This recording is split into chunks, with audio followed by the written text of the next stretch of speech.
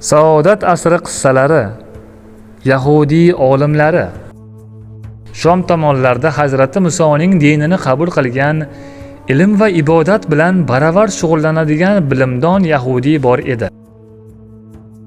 U kichik yoshidan boshlab toat ibodatga berilgan, zamonasining yetuk olimlaridan saboq olgan, bundan tashqari mustaqil ravishda bilimini oshirishdan erinmaydigan inson edi. Bir kuni qo'ni-qo'shnilari va do'sti birodarlari uning safarga hozirlik ko'rayotganiga shohid bo'ldilar. "Qayerga, ey hayyibon? Yo'l bo'lsin", dedilar. "Ko'chib ketayotirman. Hijoz tomonlarga borib yashamoqchiman." "Nega endi dabdurustdan, ey hayyibon? Nega bizni tashlab ketasan? U yerda bizdan yomonlik ko'rdingmi?" "Yo'q, aslo. Hech kimdan yomonlik ko'rmadim, ammo ko'nglim o'sha tomonlarga chorlamoqda."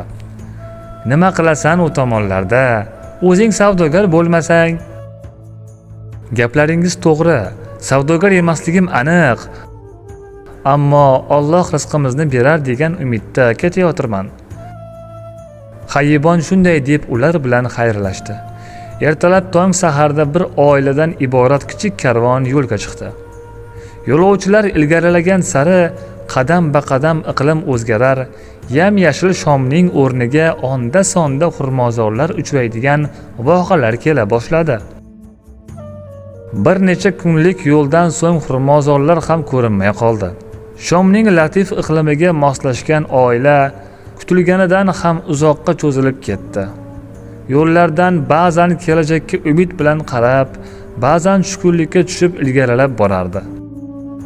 Hayyibon goho bir ufqdan ikkinchi ufqqa qadar cho'zilgan qum sahrolarni, goho quyosh qizdirganda yalt-yalt qilgan dengizdan farqi yo'q sarobni tomosha eta-eta, qora tellarga bota-bota, tili tanglariga yopisha-yopisha oldinga siljirdi. Bir tomchi suvga tashna qolgan paytlar ham bo'ldi. Xaybarda tanishgan yahudiylar uni quchoq ochib kutib oldilar. Ilmi bilan amali bir bunday pokdamon din arbobiga munosib hurmatda bo'lishlarini izhor etib, shu yerda qolishini so'radilar. Ammo Hayyibon mehmondorchilik muddatini cho'zib yuborishni istamadi. "Niyating qayer, ey Hayyibon?" "Yasribgacha bormoqchiman.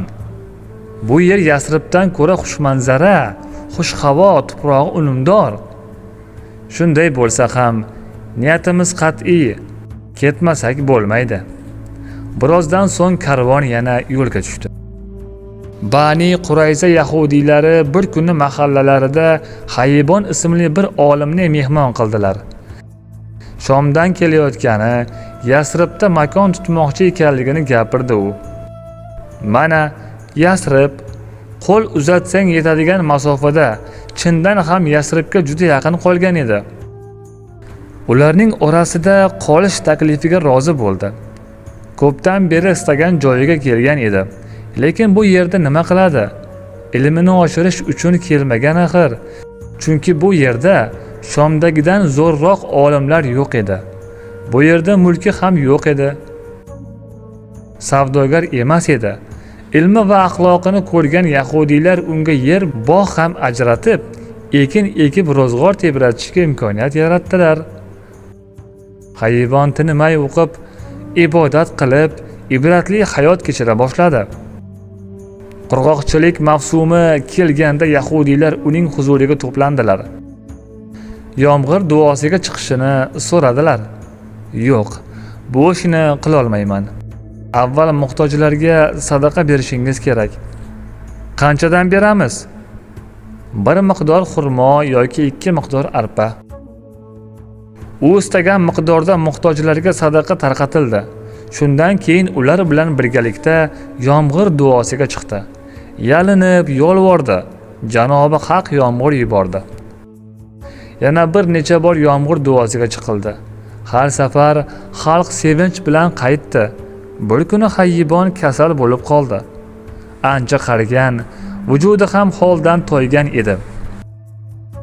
Uni ziyorat qilishga keldilar. Salomatlik tiladilar. Biroq Hayibon vaqt soati yaqinlashganini sezdi. Bir kuni o'zini bir oz durust his etgach, Qurayzaliklarga xabar berdi. Ey Yahudiy millati, men Shomdek to'kin sochin va baraka oshib toshib yotgan zaminni tark etib, sizlarning bu qirg'oqchil yerlaringizga nima uchun kelganimni bilasizlarmi dedi. Bilmaymiz. Albatta sening bundan ko'zlagan alohida maqsading bo'lishi kerak.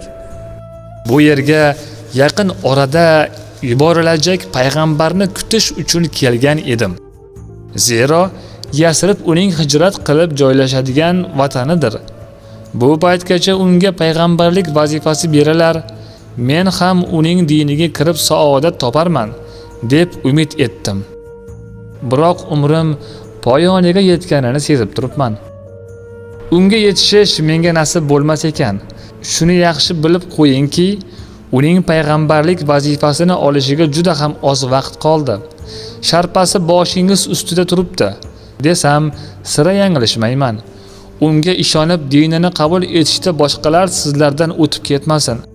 Chunki u zimmasiga o'ziga bo'ysunmaganlarga qarshi qilich ishlatish va bolalarini asir qilish vazifasini ham oladi. Zinhor sizlarni uning diniga kirishidan hech kim to'smasin. Hayibon shu gaplarni aytib jim bo'lib qoldi va bir necha kundan so'ng hayotdan ko'z yumdi. Qurayza qabristoniga dafn etildi. Hayibonning bu so'zlari nechog'li samimiy edi. Jo'natiladigan so'nggi payg'ambarning da'vat kunlarigacha yashasa, chindan ham iymon keltirib musulmon bo'larmidi? Ilohiy iroda uni qanday kutib oladi? Ertaga hisob-kitob kuni unga qay tarzda muomala qilinadi? Biz bu savollarning javobini bilmaymiz. Ammo uning bu yo'lda vatanni tark etgani, shu yo'lda turli mashaqqatlarga duch kelgani va maqsadini amalga oshirish uchun uzoq safarga chiqqanini bilamiz. Biroq u yuragidagi armon bilan o'lib ketdi. Yasribning butga sig'inadigan mahallasi. Salama ibn Salom ismli gapga tushunadigan va boshqalarga tushuntira oladigan yoshdagi bir bola uylarining yonidagi bir toshda o'tirar va olamonga qarata hayajonli nutq so'zlayotgan Yahudiy qo'shnisini zo'r maroq bilan tinglar edi. U Yahudiy to'plangan odamlarga qiyomat kuni kelishi, butun jonzotlarning qirilib ketishi, keyin qayta tiriltirilishi, yaxshi yomon amallarning o'rtaga qo'yilib, hisob-kitob qilinishi, insonlarning bu hisob-kitobdan so'ng jannatga yoki jahannamga kirishi haqida gap uqtirar edi. Uning so'zlarini tinglayotganlarining hammasi mushriklar edi. Na oxiratini, na qayta tirilishu, na hisob-kitob va na mezonni bilardilar. Menga qara, ey rohib, sen bu gaplaringga chindan ham ishonasanmi? Sening aytayotganlaring muqarrar ravishda sodir bo'ladimi? Albatta.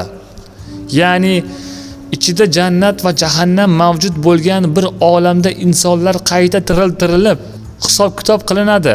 Shundaymi? Ha, nimani o'rtaga qo'yib qasam ich desangiz hammasiga tayyorman. So'ngra atrofida yig'ilganlarga birma-bir qarab chiqdi. Istardimki, uyimda tandirga olov yoqib meni yondirsangiz, zora men shu olovda yonib kul bo'lsam-u, ertangi kun u dunyoda do'zax azobidan qutulsam. Tinglovchilardan biri gapga aralashdi. Jabr senga qo'shni. O'z joningga jabr qilyapsan. Bu gaplaringni tasdiqlaydigan daliling bormi? Yahudiy ko'zlarini Makka tomonga qaratdi. Ufqlariga termuldi. So'ngra qo'llari bilan ishora qilib shunday dedi: Mening so'zlarimni tasdiqlaydigan inson mana shu tomonlardan yaqinda vazifasiga chaqiriladigan bir payg'ambardir. Yaxshi, xo'sh, biz uni qachon ko'ramiz?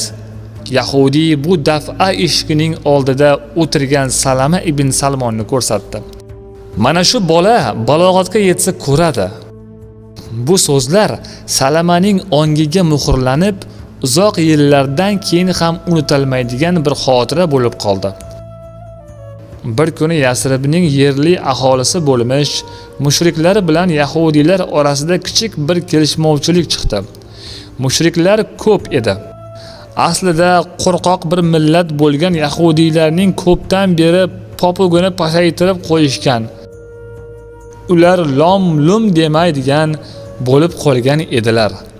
Qachonki bir janjal chiqsa, Xazraj va Avs qabilasi yahudiylardan ustun kelar, yahudiylar esa mag'lubiyat alamini tortar edilar.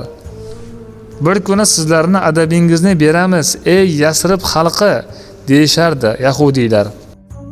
Bugun adabimizni berishga ham xalaqit beryapti. Bugun sizlarning qo'lingiz balandligini inkor etolmaymiz. Har doim shunday bo'ladi, bilib qo'yinglar. Mana ko'rasizlar, bir kun kelib bizning kunimiz ham tug'ilib qolar. Tushlaringizni suvga aytinglar. Yasrib doimo yahudiylarni chig'iriqdan o'tkazadigan bir tegirmon bo'lib qolaveradi. Bir kun kelib, go'ringizni qaziydigan bitta yahudiy ham qolmaydi.